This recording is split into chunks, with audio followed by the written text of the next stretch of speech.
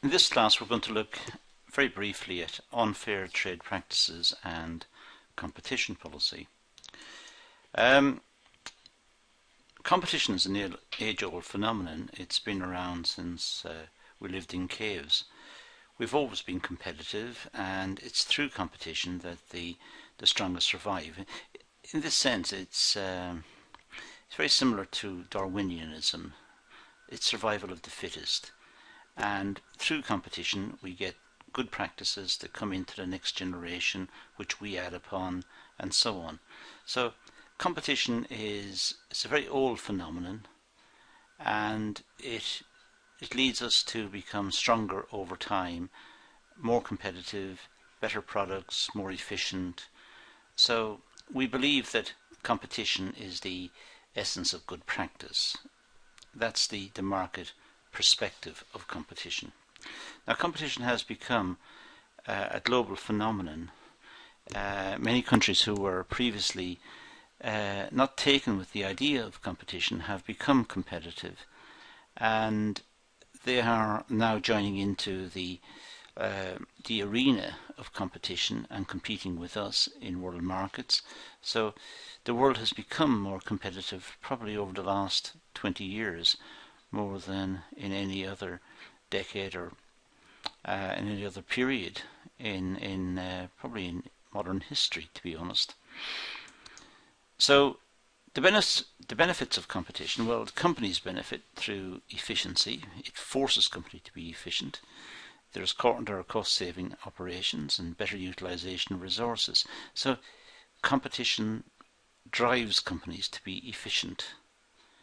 If they're not efficient, their prices will rise, consumers will turn against them, other companies will enter the market, will outcompete them, and the companies will vanish. So in order to survive, they must be competitive. As I said earlier, it's very similar to Charles Darwin, survival of the fittest. The consumer also benefits because the consumer gets a wide range of goods, and all the goods are at competitive prices. So the consumer benefits by getting the lowest possible price for a wide variety of goods. And of course the government benefits because it gets increased revenue in the form of taxation, taxation on the company and also on the workers who pay tax. So the government benefits. However, and there's always a however,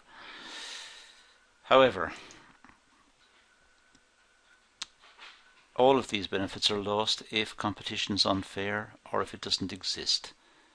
So there must be some sort of regulatory framework within which businesses operate to ensure that the businesses are fair and that the benefits of this type of competitive behavior is spread out to the consumer, and it enables the companies to survive, provide employment, provide benefits to the consumer, and can compete in the global market. So there have to be some sort of rules and regulations, and for that reason we have developed competition law.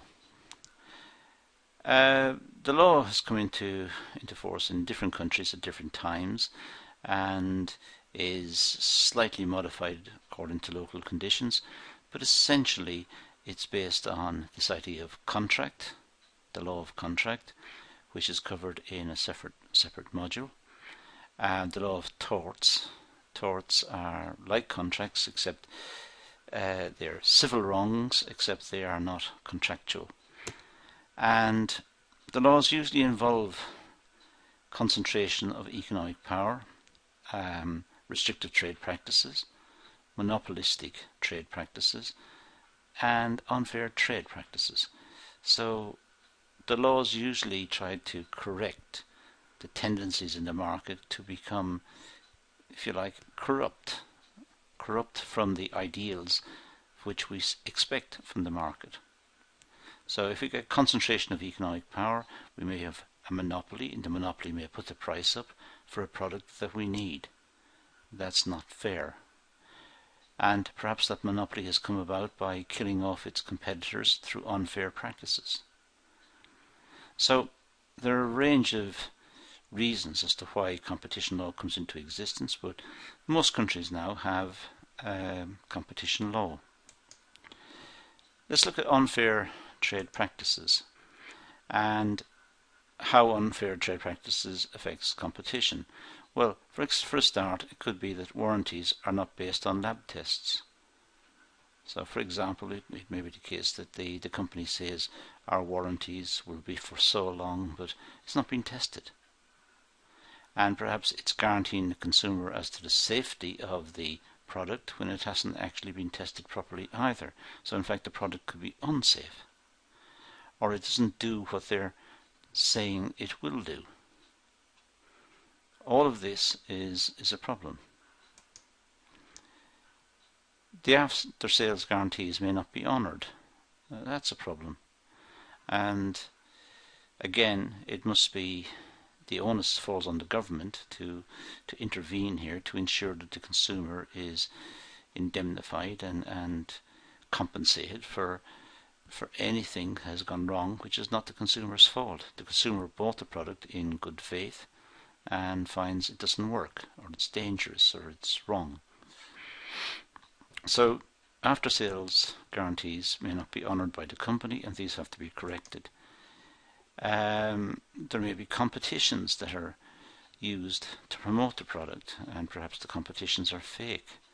Perhaps the prize money is fake, or the actual whole competition itself is fake. And again, people bought it because they thought they were entering a competition in fairness, and that didn't happen. There may be some element of disparagement of competing products. In other words, the company tells the consumers that its competitors have a bad product, or it's a dangerous product, or it's unreliable, or it's poor quality, and this is lies.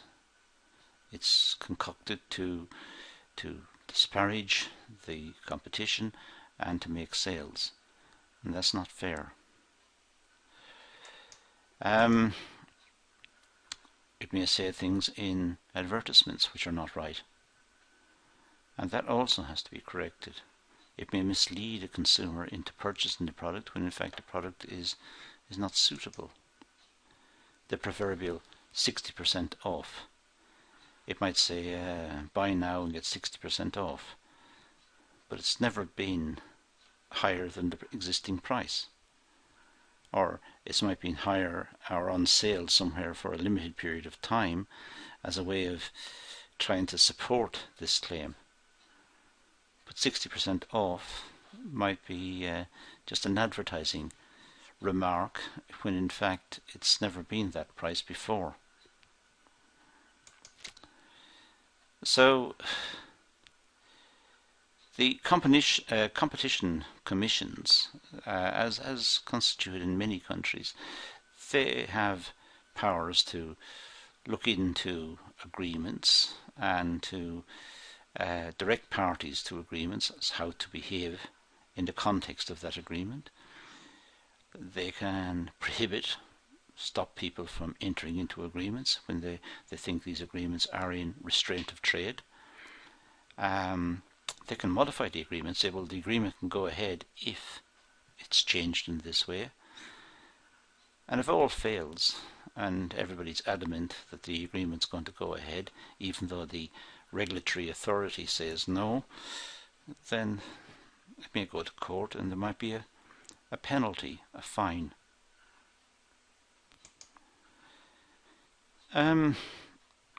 Many places, many countries and many jurisdictions say that the law really revolves on this idea that the enterprise should not abuse its dominant position. And we can identify from, again, what many countries do here, we can identify 5 broad categories here. One is imposing discriminatory conditions in purchase or sale of goods. You know, it'll sell under certain conditions and it won't sell under others. Again, that may be against the public interest. It may sell in a way that targets a competitor and beats the competitor out of the market, but only does it for a limited number of time periods, and after which it puts the price up. So it becomes very competitive for a period of time until it kills off the competition, then it puts the price up and the consumer has to pay more for the product. That's not fair. That's reducing competition. It might limit production or scientific or technical development. It might cut back on the market to force the price up. So it's getting essentially the same revenue because the price is higher, the output is less, but it has less costs. It has less costs and less hassle in running the business. But not all consumers are satisfied because they can't get the product, and the product itself has not been developed.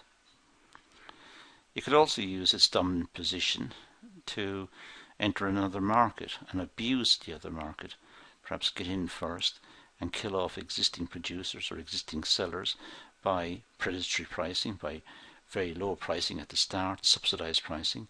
When they're out of the market, it creates a monopoly in that market. Now, all of those are ways in which companies can abuse their dominant position.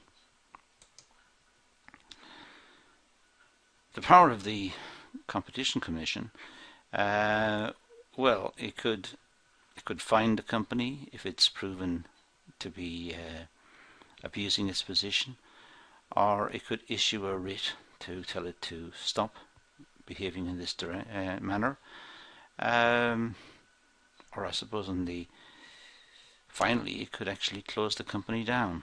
It could close that aspect or that part or that branch of the company down if the company still was adamant in its behaviour and continued to do what it was doing before, which was an abuse of its position, an abuse of its power over the consumer.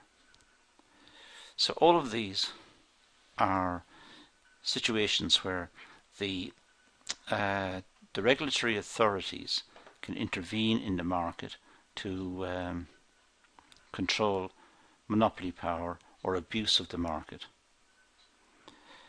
This is an issue that will crop up again later in other modules, specifically in the law modules. Thank you for watching.